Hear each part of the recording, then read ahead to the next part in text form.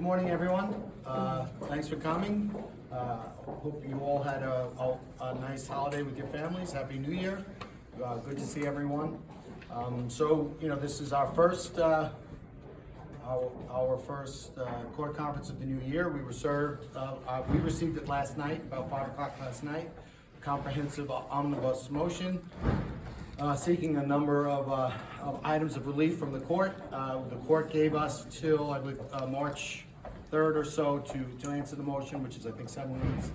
And then the defense has two weeks to file a reply, and I guess the case is on St. Patrick's Day, March 17th.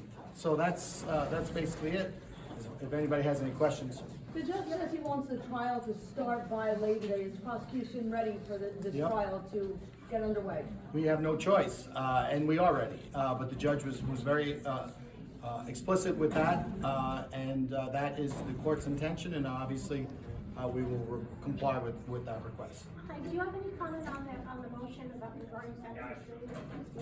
Well, he's specifically seeking to dismiss that charge of the indictment. We looked at it. We think we're on a good footing, and we'll certainly oppose that branch of the motion as probably vast majority, if not all of the motion, we will oppose. What were some of the motions that they had filed? So they're controverting all of the search warrants in the case, which are quite many. They're seeking discovery on the Bitroff file. They're making they're controverting a Wade, which is an identification that was made in this case by a witness. They're controverting statements allegedly made by the defendant. They are, with regard to the DNA evidence and the abandonment samples, they are not objecting to law enforcement taking the abandonment samples, but they are objecting to the law enforcement withdrawing the DNA from those samples. What's the status of John Bitroff's appeal? I don't know. It's you have to ask the defense. I don't know if you know this, but they haven't filed an appeal, and you would think because it's a manifest injustice, but no, I don't know how many years it's been, but no appeal has been filed. So we're eagerly awaiting that appeal, but we can't respond to an appeal that hasn't been made. But that would be tied to Sandra Castillo, right? I mean, you'd have to ask the defense. My position has been clear. Our position has been clear. It is not tied to Sandra Castillo. But, the defense, again, file your appeal. And the witness that is in there that says like 100,000% that's him or whatever, that's from the 90s, right? Is that the Sandra case? Yeah, that is a witness in this case. Yep. And how do you feel about these motions? Do you think that these are just delay tactics at this point, or what do you think? No, not at all. This is, every single case we have the same sort of ebb and flow and process that we go through. Obviously, this case is a little bit more involved. This case is a little larger, so everything is a little bit more magnified, but essentially it's the same thing.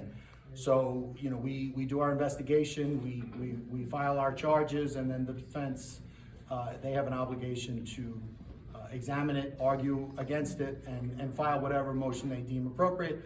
So that's the nature of the business. So that's what we do.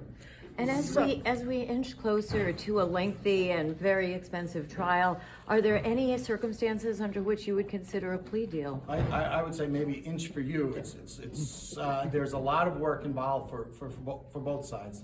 There are we're ready for trial, and whether or not we're not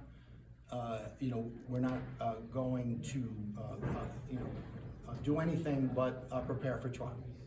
How long would a trial last? Months? Well, I mean, I think we've been talking about this. It all depends whether or not the defense would be willing to stipulate. Obviously, there is a tremendous amount of documentary evidence in this case, a lot of, like with the phone evidence alone, all of those foundational witnesses with regard to each and every one of the phone records. We would have to see if the defense is willing to stipulate to certain of those witnesses, and obviously that would cut the evidence down. I remember one time I spoke about the number of witnesses and the number of states they're from, and the reason why I did that was to underscore just how involved the process this is and how many witnesses a full trial would require. Months? It's gonna be, certainly weeks. With regards to bit, Ralph, is it your position that they're not entitled to that evidence? I mean, I think really at this point, it's, I don't care. I think that it's a tremendous burden on us as far as a process. So what is it exactly they're looking at? There is that we've given them all the discovery on the Sandra Castilla matter. There's been a full trial transcript, which is, I believe, publicly available at this point. So I think we're going to sit down with the defense and say, what is it that you're asking for? And let's just figure this out. Let's go. But again, it's one of these things where with the prosecution, we want this, we want that, we want every every tip. Okay, we'll get you every tip. Those are hundreds of thousands of tips. We want this. All right, those are hundreds of thousands of documents. We want the bit roll file. Fine. It is it is a lot of gigabytes of information. So it is what it is. Let's just figure it out and let's move on. That's my attitude with that. And they also made a request regarding a proper agreement with former police chief Kirk. Does such a proper agreement exist? You'd have to ask the feds because that is a federal case. So again, that is stuff specifically that's outside of our custody and control. We don't have it.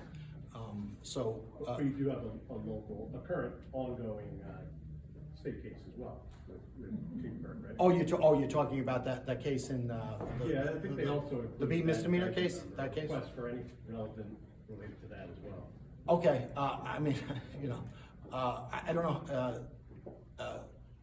Yeah, I don't know if they made that request. Don't give them any hints. But whatever. I mean, that's that is less of much less paperwork.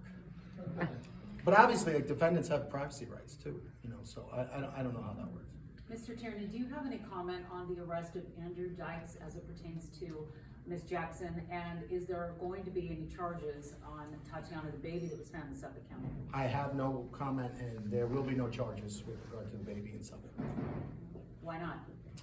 It's not my case. They filed an indictment.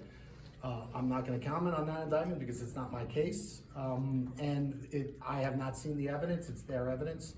So we'll give them an opportunity to do their case. Ann Donnelly has said that she has been working closely with you and your office on this case. Is there anything that you can share about that work that you guys have done together? So we've provided information, with regard to our investigation. They provided us with some information on their investigation, but with regard to their grand jury and their prosecution, it is theirs. I don't know all of the evidence in the case, so we're going to give them the opportunity to do their case.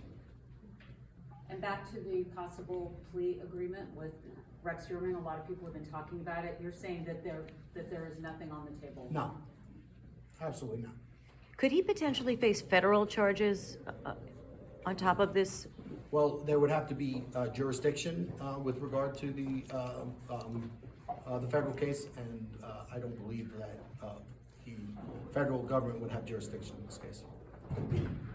There's no federal murder statute. There's murder in aid of racketeering. There's murder that is done on federal land, to name a few. But there has to be a specific jurisdictional hook. So while there are jurisdictional hooks with regard to the federal government regarding the use of instrumentalities of interstate commerce, but that's not tied to murder. So it's a little different. Anything else? Thank you. Thank you. Okay, awesome. Thanks so much, guys.